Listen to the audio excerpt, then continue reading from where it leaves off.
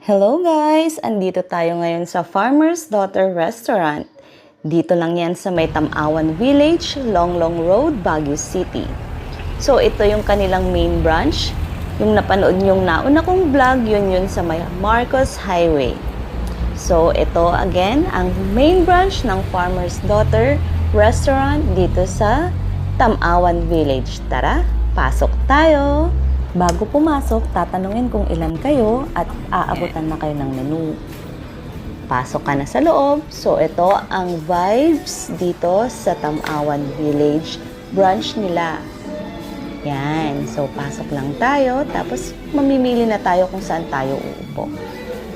Yan. Ikot muna tayo, guys. Since maaga kami for today, yan, wala pang masyadong tao. Buti na lang, kasi minsan mahirap ang parking. So, ito pa lang yung available nilang sabaw that morning. Senda Jinsungo. Oh, thank you. Meron din silang iba pinikpikan.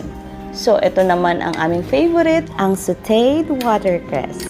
Yan, isa din yan, mix-mix na tinadtad. So, yan ang aming ulam for this morning. Siyempre, may kiluday wrap with pita bread. Kain tayo, guys! Siyempre, ang unang subo is para sa inyo, guys. Tara na, let's eat!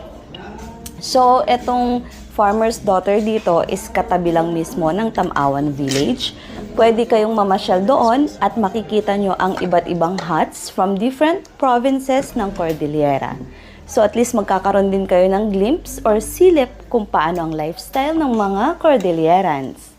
O, di ba? Pagkatapos kumain, may pwede kayong pasyalan, mag-walking-walking doon. May exercise pa din.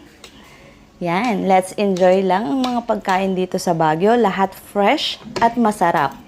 So once again, ito ang Farmer's Daughter Restaurant dito sa may Tamawan Village.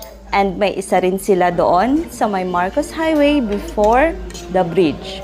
Eto guys, talagang maire-recommend ko sa inyo pag umakyat kayo dito sa Baguio. Isa to sa mga favorite ko. Madami din naman silang choices from pork, beef, and chicken. And marami ring mga veggies na fresh from Baguio. So, huwag kalimutan pumunta sa Farmer's Daughter Restaurant. Thank you for watching guys. Bet ko to. Bye!